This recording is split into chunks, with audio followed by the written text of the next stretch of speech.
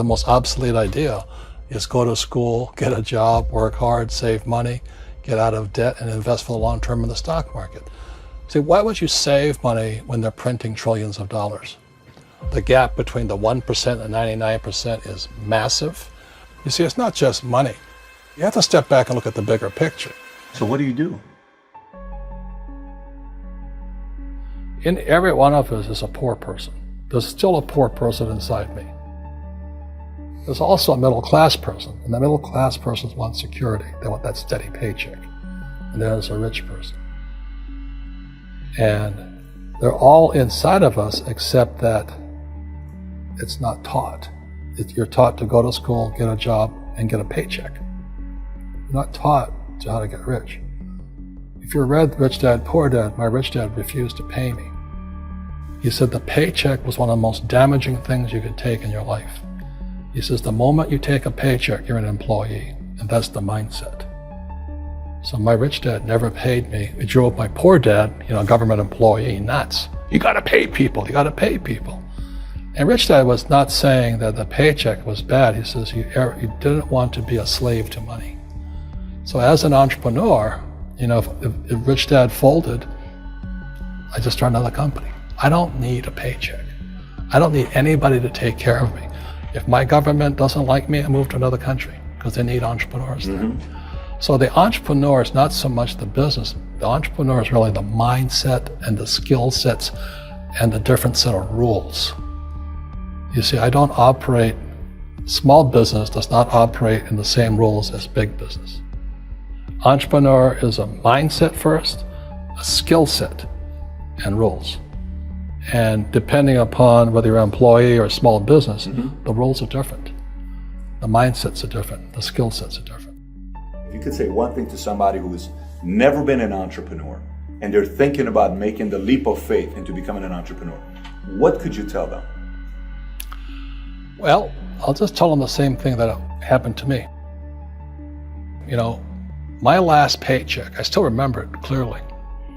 It was one of the worst and the best days of my life. And I was in Puerto Rico.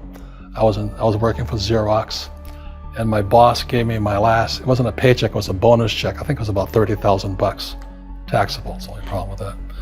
So I got this check and I went, holy mackerel. You know what I mean? So I was excited, but I was also disturbed.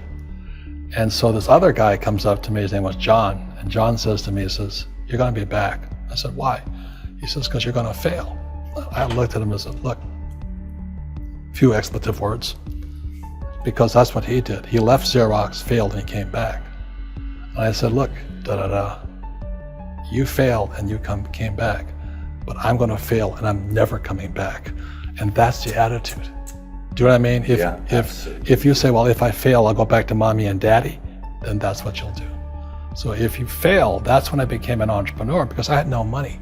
I had no money for years. I didn't have a paycheck. But that's what my rich dad encouraged me to do. He says, when you don't have this paycheck, you get hungrier, smarter, and it's a test of your character. Will you become a crook? Will you become dishonest? Will you cheat and steal? Or will you become a better human being? So really, that's the benefit of becoming an entrepreneur, is you really find out who you are when you don't have anything. So you always have to look at the big picture. Too many people look at, well, what's going to happen to me? When you look at the big picture, you're also going to know that when something bad happens, something good's going to happen. But you got to prepare for whatever is coming. If you think next 20 years will be like the last 20 years, you're going to get creamed. When you and I go to the supermarket and we buy a carton of milk, we always check for the expiration date. But most people do not check for the expiration date on their brains. Instead of get out of debt, I get into debt. I just refinanced $300 million in debt. I went from 5% to 2.5% interest. I made a fortune. Every month, more money comes in because my cost of money has gone down. So while some financial experts are saying get out of debt, I'm saying learn how to use debt. See, when I came back from in Vietnam in January of '73, the first thing my rich dad said to me was go to school to learn how to invest in real estate. It wasn't real estate, it was how to use debt and taxes. Debt and taxes make the rich richer. Debt and taxes make the poor, the middle class, poor. So all the rich guys who are doctors and lawyers or, those guys, they're getting creamed and they don't know why. Doctors are getting creamed. Oh yeah, they're making more money, but the take home is less. Sure. My doctor just yelled at me. He was happy. He says, "Oh, guess what? I finally made $1 million." And I said, "Yeah, this was just 3 weeks ago." And so I said, "Yeah, well, how much you pay in tax?" He says, $750,000 in taxes. So his net was about $400,000. That's not bad. But when I make $1 million, I keep $1 million. And the reason is because I don't make it by working for money. See, if you work for money, you're taxed. So that's why lesson number 1 in Rich Dad, Poor Dad is the rich don't work for money. What we do instead is we create businesses as entrepreneurs. We acquire real estate. I don't invest in the stock market. Okay? So the reason is because as entrepreneurs, I have more control over my income, how much I make, and how much I pay in taxes. And because I'm an entrepreneur as well as an investor in real estate, I pay 0 tax. So every time I make, let's say, $1 million as an entrepreneur, I immediately invested in real estate and I have a 4-to-1 step up. So I put $1 million in real estate, I get $4 million from the bank. That's why I love banks. But the banks are screwing everybody else, terrible, but it's good for me. That's why you say when you print, it's good for you, but when you print, it's bad for people that work for money. Because when you print, savers get creamed and people who work for money get creamed. When they print, debtors get rich. You see, debt and taxes make the rich richer, and debt and taxes make the poor middle class poorer. When we have obsolete ideas, we get obsolete results. So what's happening for most people, the idea of going to school, getting a job, working hard, saving money, getting out of debt, buying your house because it's an asset, and investing for the long term, is obsolete. The world has changed. The world changed in 1971 when President Nixon took us off the gold standard and money became debt. What if we get rid of school? Then what would happen? Would it be better if we had no educational system at all? No, I'm saying education is more important before. It's just obsolete. There's Moore's Law which states information doubles every 18 months. In other words, everything's obsolete 18 months. So, and this is just a recent phenomenon. So when you come out of school, you're already obsolete. And that's why I'm the old guy, I meet my friends who went to Harvard. I went to Harvard. I said, yeah, that was how long, 50 years ago? Today, the banks are charging you interest to save money. In other words, banks don't want your money because they printed too much of it. And that's why there's this bubbles in stocks and bubbles in real estate and all this. People are dumping the cash because, as I said in here, savers are losers and cash is trash. And yet people are, well, I want a high-paying job. Well, that's an obsolete idea. Get out of debt is an obsolete idea. You should learn how to get into debt, how to use debt to get rich, and they'll never teach you about taxes. The reason the 1% is way up here and the 99% are going this way is because when you print money, 2 things happen: inflation and taxes. It's crushing them.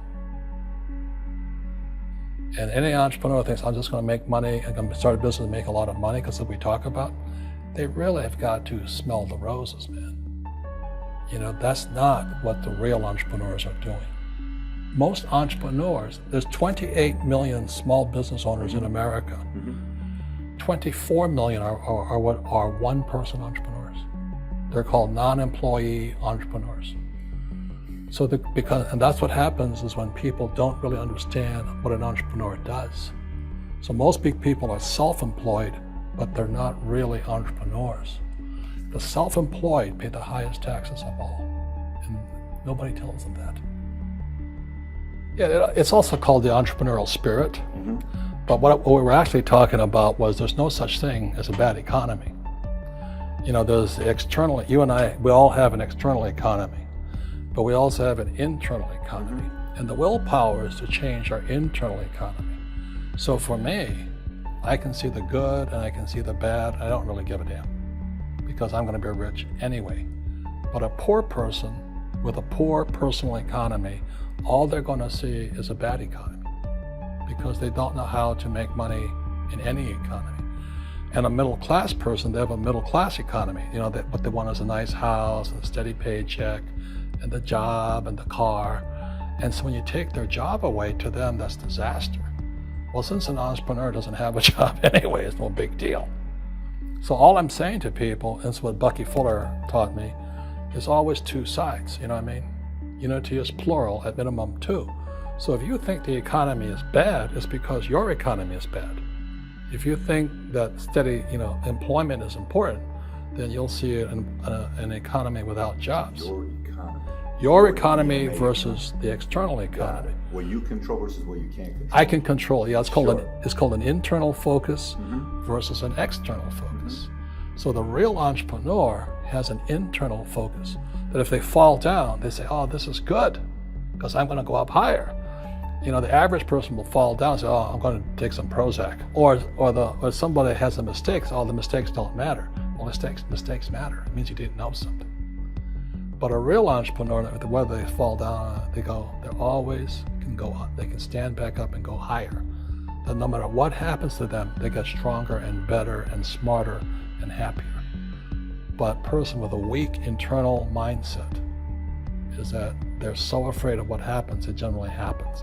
Like, people who are afraid of losing their jobs, they generally lose their jobs. You know what I mean? Yeah, so everything you can comes through you. Yeah, so the entrepreneur first job is to control inside here, not outside there. The moment you take that paycheck, you're an employee. You've got to be stronger than that. It's about inside control.